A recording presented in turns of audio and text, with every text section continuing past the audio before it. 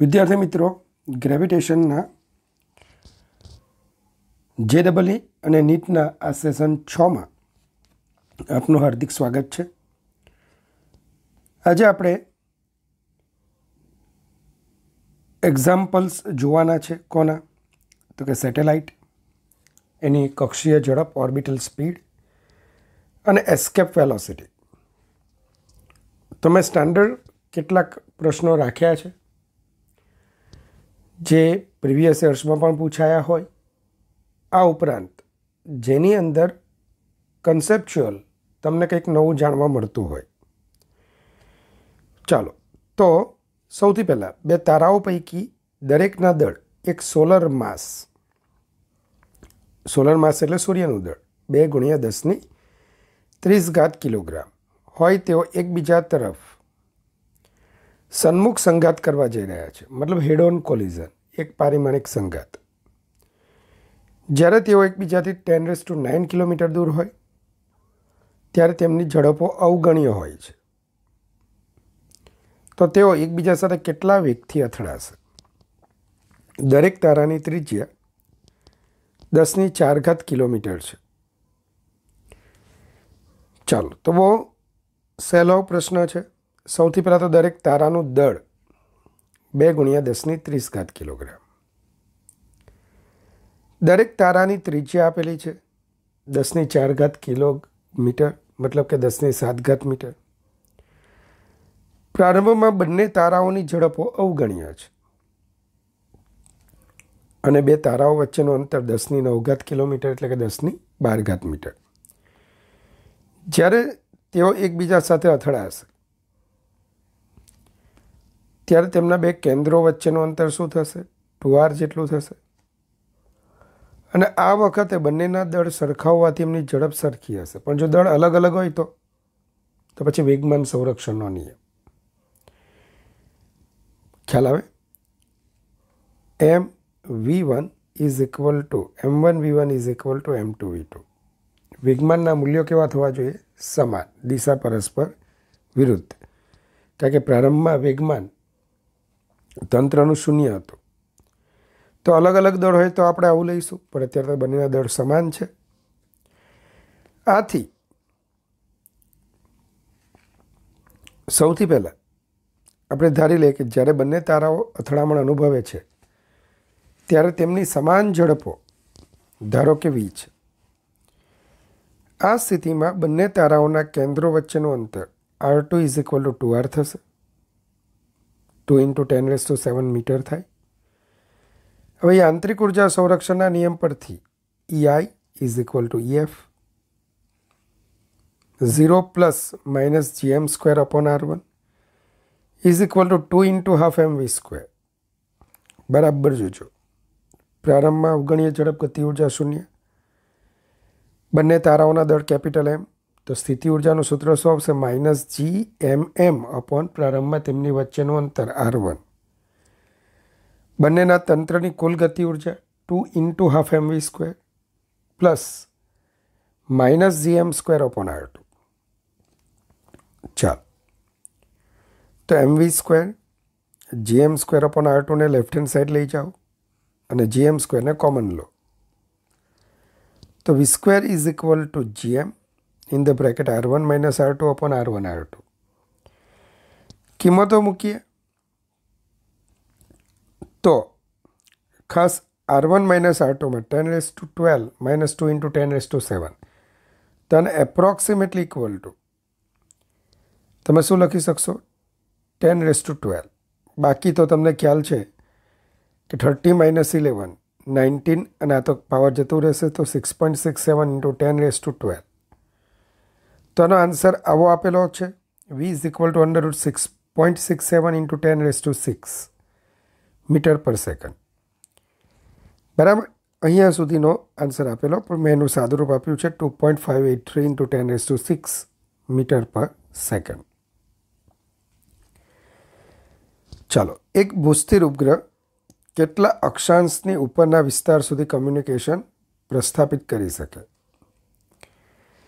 તો વિદ્યાર્થી મિત્રો, તમે જાણો છો કે ભૂસ્થિર ઉપગ્રહ આશરે 42,000 કિલોમીટર પૃથ્વીના કેન્દ્રથી 42,000 કિલોમીટર જેટલા અંતરે આવેલો હોય છે. ચાલો હવે આ સેટેલાઇટમાંથી આવતા કિરણો જે બિંદુ પાસે પૃથ્વીને સ્પર્શક રૂપે પ્રસરતા હોય, બસ આટલા વિસ્તાર સુધી એ કમ્યુનિકેશન પ્રસ્થાપિત કરી શકશે. આટલા વિસ્તારમાં. હવે આ સ્થળનો અક્ષાંશ, તો કે ભાઈ પૃથ્વી અને ગ્રહને જોડતી રેખાએ, માફ કરજો, પૃથ્વીના કેન્દ્ર અને સ્થળને જોડતી રેખાએ આપેલ વિષુવવૃત્તીય રેખા સાથે બનાવેલા ખૂણાને તે સ્થળનો શું કહેવાય? અક્ષાંશ. હવે આ ખૂણો લેમડા છે, તો આ ખૂણો પર તમને ખ્યાલ આવી જશે કે લેમડા થશે. બરાબર જુઓ. અથવા સીધું સ્પર્શક ત્રિજ્યા 90 લેમડા, તો આ 90 માઇનસ લેમડા, તો આ ખૂણો કેટલો થાય? લેમડા. તો sine lambda is equal to સામેની બાજુ છેદમાં કર્ણ R upon R plus H. ચલો આર 6.4 ઇન્ટુ 10⁶ અને એચ આર પ્લસ એચ કેટલા કીધા મેં? 42,000 એટલે કે 4.2 ઇન્ટુ 10⁷ મીટર. ચલો આનું સાદું રૂપ આપીએ તો lambda is equal two sine inverse 0.15. આ આપણો આન્સર હશે. તો સરળ પ્રકારનો પ્રોબ્લેમ છે, પણ નીટ કે JEE માટે ખૂબ જ કિંમતી છે, ઇમ્પોર્ટન્ટ છે. સમાન સ્મોલ એમ દળના 3 કણો સ્મોલ એ બાજુની લંબાઈ ધરાવતા સમબાજુ ત્રિકોણના શિરોબિંદુઓ પર રહેલા છે. તેમની વચ્ચે પારસ્પરિક ગુરુત્વાકર્ષણ બળ લાગે છે. જો આ બળની અસર હેઠળ આ ત્રણેય કણો વર્તુળાકાર માર્ગે ગતિ કરતા હોય કે જેથી તેમની વચ્ચેનું સાપેક્ષ અંતર ન બદલાય, તો આ માટે દરેક કણની ઝડપ શું હોવી જોઈએ? તેમના ભ્રમણનો આવર્તકાળ કેટલો હશે?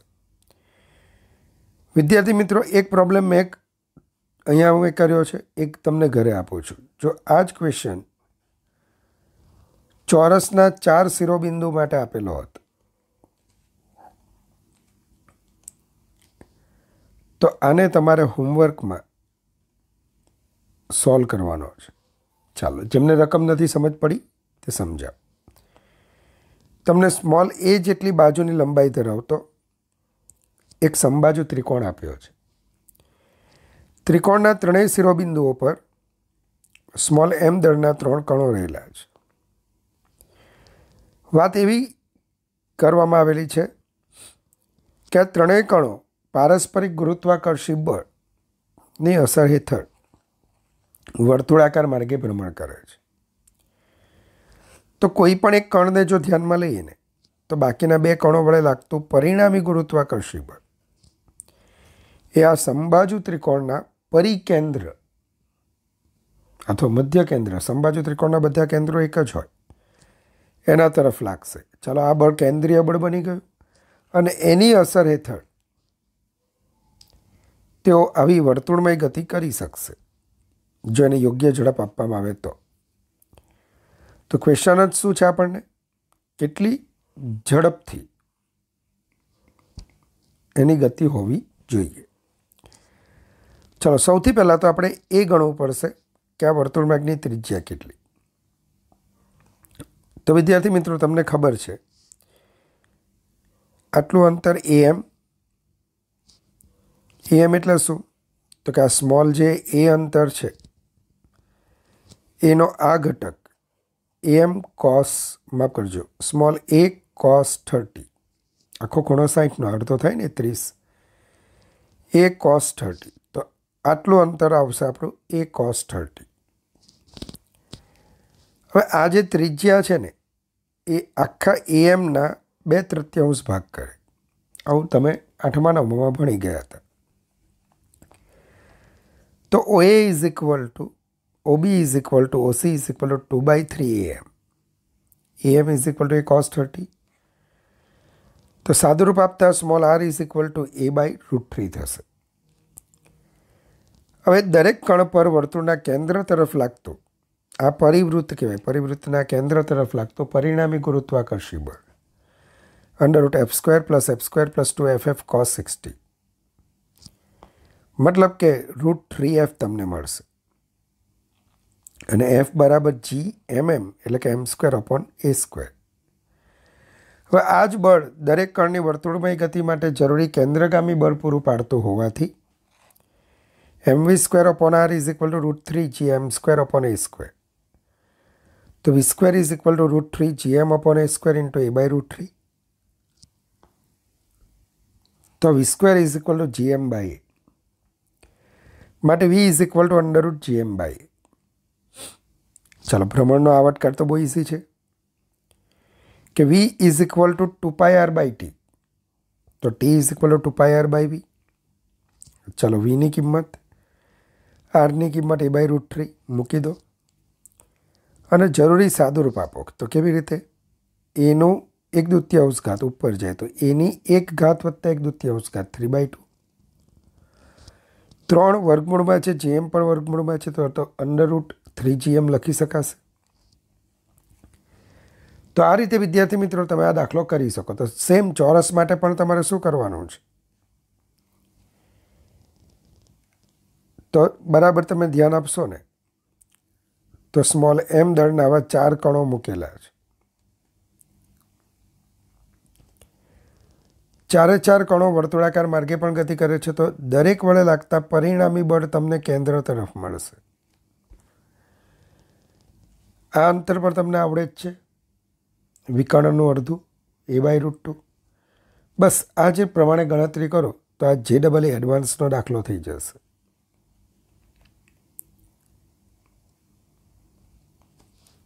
ખ્યાલ આવે? ચાલો, એક ટ્રેનનું દળ 100 મેટ્રિક ટન છે. તો જ્યારે તે વિષુવવૃત્ત પર પૂર્વ તરફ 72 કિલોમીટર પ્રતિ કલાકની ઝડપથી ગતિ કરે ત્યારે તેનું વજન શોધો. પૃથ્વીની ત્રિજ્યા 6400 કિલોમીટર છે. એકચ્યુઅલી તમારે આમાં ગણતરી કરવાની આવવાની નથી, પણ તેમ છતાં મેં ગણતરી બતાવી છે. તો એક ટ્રેનનું દળ 100 મેટ્રિક ટન છે. જ્યારે તે વિષુવવૃત્ત પર પૂર્વ તરફ 72 કિલોમીટર પ્રતિ કલાકની ઝડપથી ગતિ કરે ત્યારે તેનું નોંધાતું વજન શોધો. પૃથ્વીની ત્રિજ્યા 6400 કિલોમીટર છે. તો સૌથી પહેલાં આપણે એ કલ્પી લઈએ કે પૃથ્વી પોતે સ્થિર છે અને ટ્રેન પણ સ્થિર છે. તો આ ટ્રેનનું સ્થિર દળ W0 છે અને આ સ્થિતિમાં પૃથ્વી પણ ભ્રમણ આપણી કરતી નથી. તો જ્યારે પૃથ્વી ભ્રમણ કરતી હોય ત્યારે શું થાય? તો તમને ખબર છે કે પૃથ્વીના ભ્રમણને લીધે વિષુવવૃત્ત પર કોઈ પણ પદાર્થ પર કેન્દ્ર ત્યાગી બળ લાગે. mv²/r જેટલું આભાસી બળ અથવા કેન્દ્ર ત્યાગી બળ લાગે. આથી એનું પરિણામી વજન શું થશે? તો કે W0 હતું જ જ્યારે પૃથ્વી સ્થિર હોય, પણ ગતિમાં હોય ત્યારે આભાસી બળ. તો પરિણામી બળ શું થશે? W = W0 - mv²/r અથવા W0 = W + mv²/r. ચાલો, બરાબર જોજો. જ્યાં VE = r ઓમેગા અને ઓમેગા બરાબર 2π/t, t બરાબર 24 કલાક.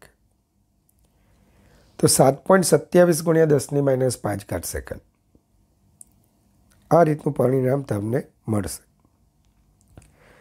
હવે ટ્રેન પણ પૃથ્વીની સાથોસાથ પશ્ચિમથી પૂર્વ તરફ ભ્રમણ કરવા લાગી. તો ઓલરેડી પૃથ્વીની ઝડપ v આપણે નોંધેલી, એમાં ટ્રેનની ઝડપ ઉમેરાવાની. તો પરિણામ સ્વરૂપ હવે સમીકરણ 1ને તમે જ્યારે લખવાના હો તો શું લખશો?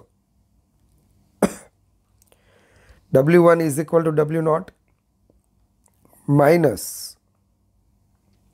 mv + v (2/r). પણ W0ની કિંમત મૂકી દો. સાદું રૂપમાં કાળજી રાખજો. એમ વી આનું વિસ્તરણ કરી નાખીએ, v² + 2 VEV + v². ચાલો હવે આની અંદર ખાસ જોવા જેવું છે કે વી << VE હોય, પૃથ્વીની સાપેક્ષે ટ્રેનની ગતિ અવગણ્ય છે. પૃથ્વી 24 કલાકમાં એક ભ્રમણ પૂરું કરી શકે, પૃથ્વીની આખી પોતાની એક ભ્રમણ પૂરું કરે. શું ટ્રેન 24 કલાકમાં જાય? ના. ટ્રેનની ઝડપ આપણે 72 કિલોમીટર પ્રતિ કલાક લીધી છે, તો એની સાપેક્ષે પૃથ્વી પ્રચંડ ઝડપ ધરાવતી હોય. તો v << VE હોવાથી તથા w = શું થાય? mg. તો એમને બદલે આપણે શું લખી દઈએ? w/g. અને આ પદને અવગણી નાખીએ તો w 1 - 2 omega E v/g. Actually question આટલા પ્રકારનો પૂછી શકે, આટલે સુધી ધ્યાન આપજો. તો w આપણે ઇન્ટુ g કરીને 100 મેટ્રિક ટન જ આપણે રાખી દઈએ, બરાબર. તો 100 બધી કિંમતો મૂકીએ તો 99.63 મેટ્રિક ટન આટલું વજન થાય. તો વિદ્યાર્થી મિત્રો ખાસ ધ્યાન આપજો, આ પ્રકારના પ્રોબ્લેમ હોય ને તો સૂત્રાત્મક પ્રશ્નો પૂછાતા હોય છે. આ જ રીતે પશ્ચિમથી પૂર્વ તરફ જતી હોય, માફ કરજો, પૂર્વથી પશ્ચિમ તરફ, તો અહીંયા શું આવશે? VE - v². અને પરિણામી પદ શું આવશે? 1 + 2 ઓમેગા E v/g. તો તમારે માત્ર ને માત્ર આટલું યાદ રાખવાનું છે. ગણતરી JEE નીટમાં આ રીતની પૂછાતી નથી. એક કૃત્રિમ ઉપગ્રહ ચંદ્રની આસપાસ વર્તુળાકાર કક્ષામાં ભ્રમણ કરે છે. તેની ત્રિજ્યા ચંદ્રની ત્રિજ્યા કરતાં ઈટા ગણી વધારે છે. હવે તેના પર કોસ્મિક ડસ્ટ, ધૂળ ને લીધે અવરોધક બળ લાગે છે. જો વેગ v F = α v² અનુસાર આધારિત હોય, મતલબ કે જે અવરોધક બળ લાગે છે જે વેગ પર આ સૂત્ર મુજબ આધાર રાખે છે, આલ્ફા અચળાંક છે, તો આ ઉપગ્રહ કેટલા સમય સુધી ચંદ્રની ફરતે ભ્રમણ કરીને ભ્રમણ કક્ષામાં રહીને ચંદ્રની સપાટી પર પહોંચશે. ચલો, અવરોધક બળ લાગવાને કારણે આપણે છેલ્લા સેશનમાં જોયું હતું કે આ ઉપગ્રહનો ગતિમાર્ગ ચંદ્રની ફરતે વર્તુળાકાર ન રહેતા કમાન આકારનો બને અને અંતે ચંદ્રની શરણ સ્વીકારી લે. તો કરવાનું કંઈ નથી કે ઉપગ્રહની કુલ ઉર્જા ઘટવા લાગી છે.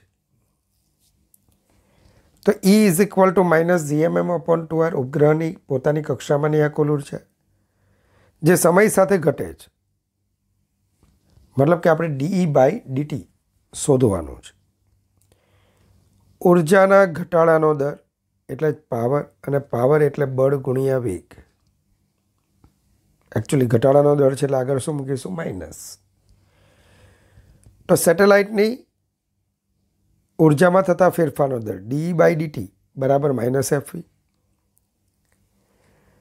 ચાલો, એની કિંમત મૂકી દઈએ તો dE/dt -gmm/2r -α v² v, કારણ કે એફની કિંમત આપેલી છે. આ ધ્યાન રાખજો, FV એટલે પાવર. ચાલો, આરનું વિકલન આરની સાપેક્ષે થશે તો d/dr of r inverse gmm/2 બહાર લીધા, dr/dt, અને માઇનસ માઇનસ કટ થઈ ગયા તો આલ્ફા v³. ચાલો, -1 આગળ 1 ઓછી કરો, dr/dt આલ્ફા v³. હવે આપણી લિમિટ શું છે? તો કે આર અને સમય શોધવાનો છે. તો dr વાળા પદોને એક બાજુ અને dt વાળા પદને બીજી બાજુ લીધા. બીજું થોડી અનુકૂળતા કરી નાખીએ કે v = √gm/r. તો gm = v² × r. બોલજો, ખ્યાલ આવે છે તમને? અથવા આપણું જે v³ છે તો v³ શું આવશે? gm/r⁵ (3/2). ચાલો થોડું સાદુરૂપને સાવધાનીથી આપજો. સ્મોલ એમને આમ રાખી, જીએમ આમ જશે તો 3/2 -1 એટલે અંડરરૂટ જીએમ આવશે. r² અને r⁻³ તો r⁻³ -2 તો 3/2 -2 -½ તો આરની -1/2 થશે. બસ હવે સંકલન કરો. આરની લિમિટ તો પહેલાં કેટલો અંતર હતું કેન્દ્રથી, ચંદ્રના કેન્દ્રથી n ηr અને અંતમાં r. r⁻² dr 2α under root GM અચળ છે સંકલનની બહાર, 1 dt એટલે t. r⁻² નું સંકલન -½ +1 ડિવાઇડેડ બાય -½ +1. ચાલો બરાબર જોતા રહેજો. તો હવે પહેલાં આરને બદલે r અને પછી આરને બદલે ηr ઓલ્ટરનેટ કરીને માઇનસના ચિહ્નને આપણે કેન્સલ કરીએ તો m √ηr -√r divided by alpha into √gm. તો બહુ સારો દાખલો છે, ખાસ કરીને JEE મેન્સ અને એડવાન્સને લાયક આ પ્રશ્ન છે. ચાલો સૂર્યથી પૃથ્વીના લઘુત્તમ અને ગુરુત્તમ અંતરો અનુક્રમે r1 અને r2 છે. તો સૂર્યમાંથી પસાર થતી અને દીર્ઘઅક્ષને લંબ હોય તેવી રેખા પરના બિંદુએ ભ્રમણ કક્ષામાં જ્યારે પૃથ્વી આવે ત્યારે તેનું સૂર્યથી અંતર શોધો. મતલબ કે પૃથ્વી ક્યાં છે? તો કે ભાઈ જો પહેલાં તો આ સૂર્યની ફરતે પૃથ્વીનું ગુરુત્તમ અંતર r1, લઘુત્તમ અંતર r2 અને પૃથ્વી આ સ્થાન કે આ સ્થાન પૈકી કોઈ એક સ્થાને આવે છે. વિદ્યાર્થી મિત્રો, આની અંદર આપણે ઉપવલય, મેં તમને કીધું હતું ખાસ બાયોલોજીવાળા, હવે આ NTA પ્રશ્ન છે. NTA ક્વેશ્ચન નીટમાં મૂકેલો હતો. તો ઉપવલય કે જેનું સમીકરણ આપણે x² + a² y² / b² = 1 લઈએ છીએ. બીજું b² = a² 1 - e², જ્યાં e ઉત્કેન્દ્રતા કહેવાય. બીજું આપણે e = c/a, છેલ્લા લેક્ચરમાં પણ મેં ભણાવેલું. તો c બરાબર શું આવશે? ea. c બરાબર શું આવશે? ea. તો r1 = શું આવશે? c + a, મતલબ કે a in the bracket 1 + e. અને r2 બરાબર શું આવશે? a - c. ચાલો તો અહીંયા આવશે a - e, sorry a in the bracket 1 - e. r2 = a - c. છેલ્લા લેક્ચરમાં આપણે ભણેલા. હવે વિદ્યાર્થી મિત્રો, જો આને હું ઉગમ બિંદુ લઈ લઉં તો સૂર્યનો એક્સિયામ શું થશે? c જેટલો. વાયયામ 0. ચાલો આ બિંદુનો એક્સિયામ -c અને વાયયામ ધારો કે l લઈ લઈએ. આટલું અંતર l લઈ લઈએ. મારે આ અંતર શોધવાનું છે જેને આપણે l નામ આપ્યું છે.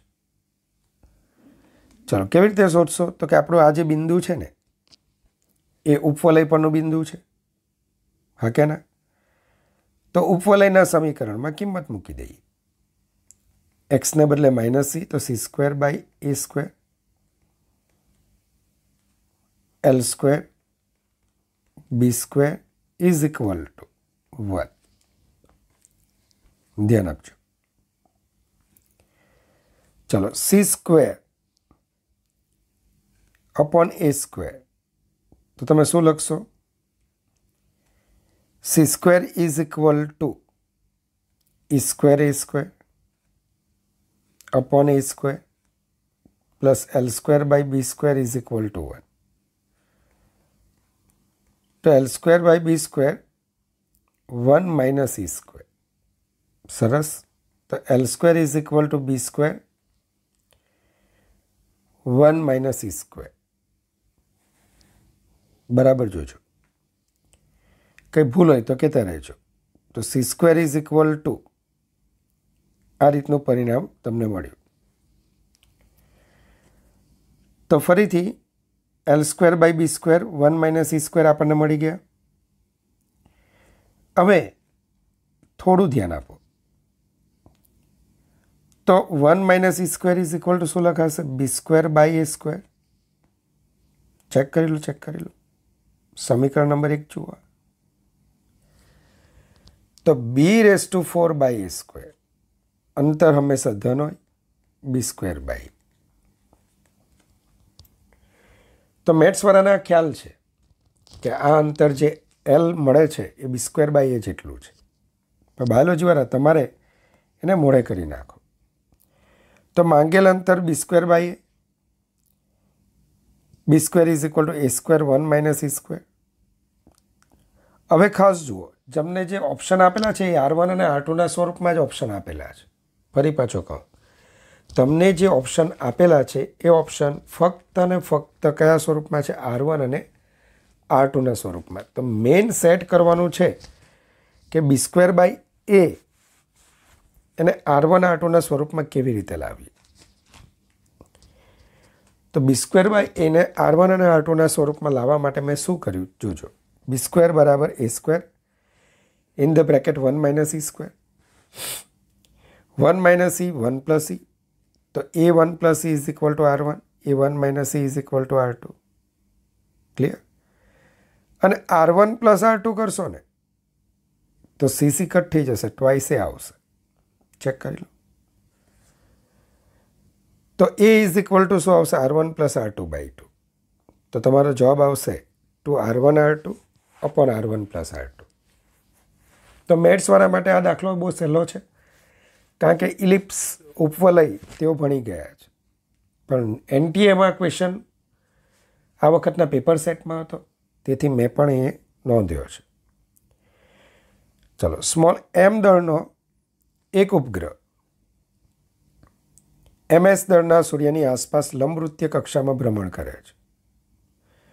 તેના સૂર્યથી મહત્તમ અને લઘુત્તમ અંતરો અનુક્રમે R1 અને R2 છે. તો આ ગ્રહનું સૂર્યની સાપેક્ષે કોણીય વેગમાન શોધો. ચાલો, તો સૂર્યથી ધારો કે પૃથ્વી લઈ લઈએ. તેનું લઘુત્તમ અંતર R2, મહત્તમ અંતર R1 છે. અહીંયા એની ઝડપ V1, અહીંયા V2 છે. કોણીય વેગમાન શોધવાનું છે. સૂર્યની સાપેક્ષે એનું શું શોધવાનું છે? કોણીય વેગમાન. તો કોણીય વેગમાન સંરક્ષણનો નિયમ શું કહેશે? આ બંને બિંદુઓ માટે સૂર્યને લક્ષીને ગ્રહનું કોણીય વેગમાન કેવું રહે? અચળ. કેપ્લરનો બીજો નિયમ. તો M1 V1 R2, અહીંયા આવશે M1 V1 R1. માફ કરજો, M V1 R1 M V2 R2. ચલો, V2 ને કરતા બનાવી દઈએ કે V1 ને કરતા બનાવો, કોઈ પણ ચાલશે. યાંત્રિક ઉર્જા સંરક્ષણનો નિયમ શું કહે? Half M V1 square plus minus GMSM upon R1 is equal two, અહીંયા આવે ત્યારે half M V2 square plus minus GMSM upon R2. તો વિદ્યાર્થી મિત્રો, બધામાંથી સ્મોલ એમ કટ થાય, લસા 2 લઈ લઈએ અને V1 square minus V2 square બરાબર. જીવાળા પદોને બીજી બાજુ લઈને GMS કોમન લઈ લઈએ. તો 1 upon R1 minus 1 upon R2. ચલો, સાદું આપવાનું છે. V2ની કિંમત મૂકી દઈએ. V1 square common, R2 square minus R1 square upon R2 square. 2GMS R2 minus R1 upon R1 R2. R2 minus R1 in the bracket R2 plus R1 upon R2 square. 2GMS R2 minus R1 upon R1 R2. So V1 square is equal to 2GMS R2 upon R1. R1 plus R2. So V1 is equal to under root 2GMS R2 upon R1. R1 plus R2. चलो V1 ની કિંમત MV1 R1 માં મૂકી દઈએ. R1 ને વર્ગમૂળમાં લઈ જઈએ તો R1 સ્ક્વેર એક R1 કટ થાય તો આપણો જવાબ શું આવશે? L is equal two small m under route GMS R1 R2 upon R1 plus R2. તો આવો ક્વેશ્ચન પર ત્યાં આવી શકે. ચાલો, એક કૃત્રિમ ઉપગ્રહ પૃથ્વીની આસપાસ નિષ્ક્રમણ ઝડપ કરતાં અડધી ઝડપથી ભ્રમણ કરે છે. મતલબ કે એની કક્ષામાંની ઝડપ નિષ્ક્રમણ ઝડપથી અડધી છે. તો આ ઉપગ્રહની પૃથ્વીની સપાટીથી ઊંચાઈ શોધો. જો આ ઉપગ્રહ એકાએક ગતિ કરતો અટકી જાય અને તેને મુક્ત પતન કરવા દેવામાં આવે તો તે કેટલી ઝડપથી પૃથ્વીની સપાટીને અથડાશે? તો તમને આ તો બહુ ઇઝી જ ખ્યાલ જ છે કે વીઓનું સૂત્ર શું આવશે? અંડર રૂટ 2 માફ કરજો under route GM upon small r plus h. નિષ્ક્રમણ ઝડપનું સૂત્ર તમને ખ્યાલ છે 2GM અપોન r. બસ આ બંનેને સરખાવી દો, સાદુરૂપ આપો, GM કટ વર્ગ લઈ લો તો h is equal to r. મતલબ કેટલી ઊંચાઈ હશે? પૃથ્વીની સપાટીથી ત્રિજ્યા જેટલી ઊંચાઈ. હવે એકાએક અટકી જાય છે ત્યાં તો કેટલા અંતર અટકી ગયો? પૃથ્વીની સપાટીથી r જેટલી ઊંચાઈ અટકી જાય છે તો એની પ્રારંભિક ઝડપ 0. તો સપાટી પર આવે ત્યારે એની ઝડપ કેટલી? શું કરવાનું? યાંત્રિક ઉર્જા સંરક્ષણનો નિયમ. પ્રારંભમાં ગતિ ઉર્જા 0, સ્થિતિ ઉર્જા -GMM upon r plus h, half mv² plus -GMM upon r. સપાટી પર આવી ગયો. બસ હવે બધામાંથી સ્મોલ m કટ થશે, 2 વડે ગુણાકાર કરી નાખો, GMM ને બહાર લઈ લો. ધ્યાન આપજો, માફ કરજો, સ્મોલ m ને કેન્સલ કર્યા છે આપણે. તો GM is equal two GER². સાદુરૂપ તમે આપો તો V is equal two under route GR. ચાલો, ઇઝી છે એકદમ. તો હવે સ્મોલ m દળના 3 કણોને એ બાજુની લંબાઈ ધરાવતા ત્રિકોણના શિરોબિંદુઓ પર રાખેલા છે. તો આ ત્રિકોણની બાજુઓની લંબાઈ 2a કરવા માટે જરૂરી કાર્ય શોધો. આ પણ JEE નીટમાં પૂછાયેલો ક્વેશ્ચન. તો ચાલો, પહેલા તંત્રમાં શું હતું? સ્મોલ a બાજુની લંબાઈ હતી અને હવે તંત્રમાં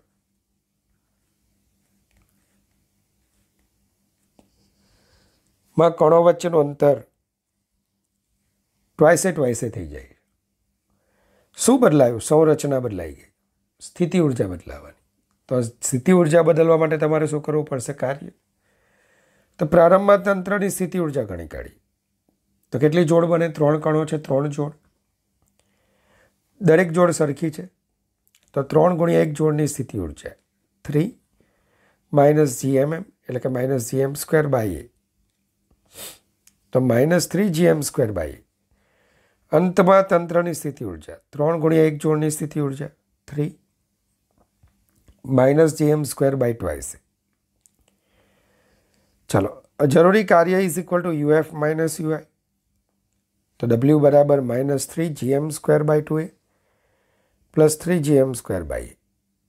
તો 6GM² minus 3GM² by 2a.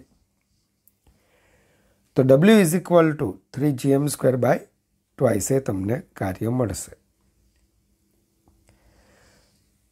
ચાલો, આવો જ ક્વેશ્ચન JEE એડવાન્સમાં પૂછાયેલો.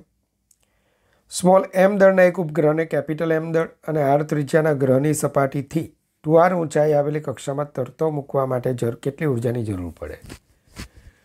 તો ઉપગ્રહ છે, શું બદલાય? પહેલામાં સંરચના બદલાયેલી, સ્થિતિ ઉર્જા બદલાયેલી. અહીંયા તો પ્રારંભમાં કુલ ઉર્જા સપાટી પરની અને અંતમાં તો જ્યારે આ રીતે હોય ત્યારે કરવું પડતું કાર્ય એટલે કુલ ઉર્જાનો ફેરફાર. સૌથી પહેલાં પ્રારંભમાં જ્યારે ગ્રહની સપાટી પર ઉપગ્રહ હોય, સ્થિર હોય, તો એની કુલ ઉર્જા ગતિ ઉર્જા 0, સ્થિતિ ઉર્જા -GMM upon r. Is equal to minus G capital M small m upon capital R. કક્ષામાં ઉપગ્રહની કુલ ઉર્જા આપણે છેલ્લા સેશનમાં ભણેલા માઇનસ જી એમ એમ અપોન 2r. તો EF is equal to minus G M M 2r જેટલી ઊંચાઈ છે તો small r is equal to r plus h, તો 3r થશે 6r. ચલો, આથી જરૂરી ઉર્જા EF minus EI minus GMM upon 6r plus GMM upon r, તો 5 GMM અપોન 6r. આ થશે ડેલ્ટા E. વિદ્યાર્થી મિત્રો, બીજો એક ક્વેશ્ચન છે. એક સેટેલાઇટ પોતાની કક્ષામાં v જેટલી અચળ ઝડપથી પૃથ્વીની ફરતે ભ્રમણ કરે છે. હવે આ ઉપગ્રહમાંથી સ્મોલ m દળના પદાર્થને એવી રીતે મુક્ત કરવામાં આવે છે કે જેથી આ પદાર્થ જસ્ટ પૃથ્વીના ગુરુત્વાકર્ષક ક્ષેત્રમાંથી બહાર ચાલ્યો જાય. તો આ સમયે પદાર્થની ગતિ ઉર્જા કેટલી હોવી જોઈએ?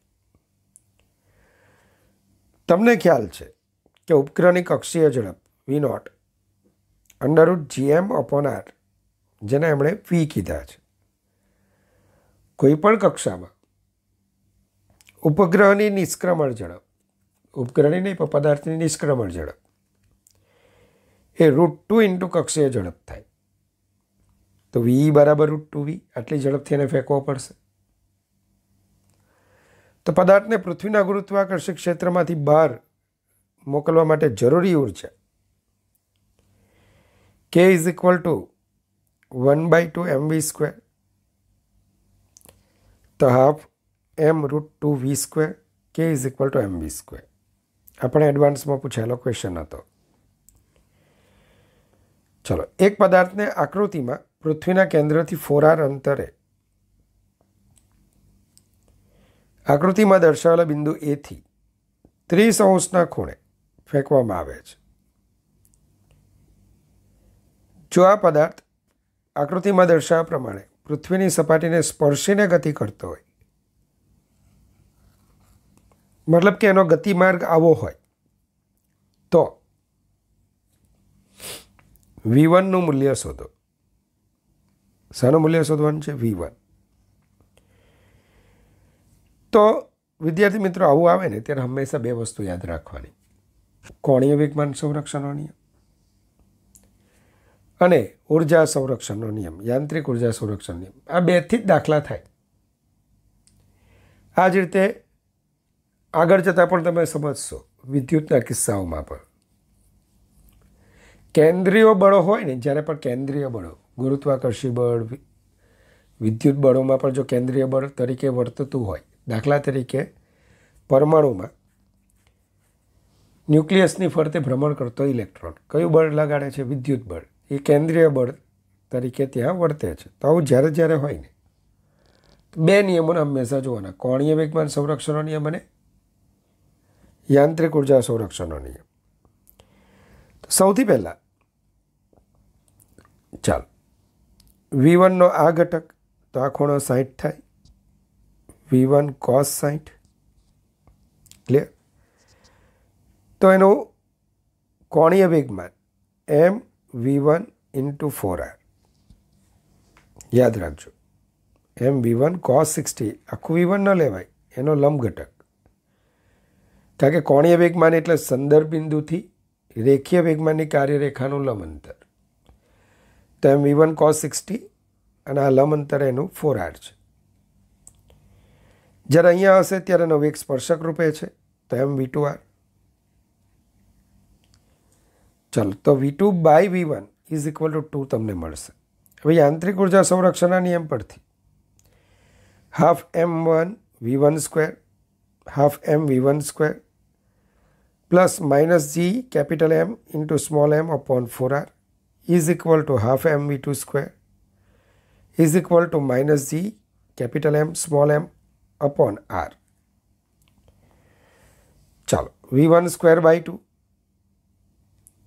માઇનસ gm અપોન 4r, બધામાંથી સ્મોલ m ગયા. v2 is equal to 4v1² by 2 minus gm upon r. ચાલો, v1² વાળા પદોને એક બાજુ લઈ લો, બીજી તરફ સાદુરૂપ આપો.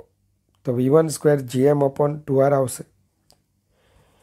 ચલો gm બાય r 6.4 ઇન્ટુ 10⁻⁷ આપેલા છે, ડિવાઇડેડ બાય 2. ચાલો તો 64 ઇન્ટુ 10⁻⁶ ડિવાઇડેડ બાય 2 એટલે કે 8 ઇન્ટુ 10⁻³ ડિવાઇડેડ બાય √2. તો v1 is equal to 8000 divided by √2 metre પર સેકન્ડ. તો વિદ્યાર્થી મિત્રો આ રીતે આ પ્રોબ્લેમ સોલ્વ થાય. તો નેક્સ્ટ સેશન એની અંદર બાઇનરી સિસ્ટમ છે. એમ તો બાઇનરી સિસ્ટમ એને આપણે કેવી રીતે બાઇનરી સ્ટાર્સ વગેરેને આપણે જોવાનું છે, અને સાથે સાથે JEE મેઇન અને એડવાન્સમાં અમુક ક્વેશ્ચન છે તો એનું આપણે પૂર્ણ કરીશું, અને આથી આપણું ગુરુત્વાકર્ષણ પણ ત્યારે પૂર્ણ થઈ જશે. પ્રીવિયસ યર્સના પેપર સોલ્વ કરો અને કોઈ ડાઉટ હોય તો એ મને મોકલો. શુદ્ધ અંતઃકરણથી તમારા માટે અનંત પ્રાર્થનાઓ મારા તરફથી કરું છું. સદાય હસતા રહેજો. Good bye, take care, God bless you infinitely all my students.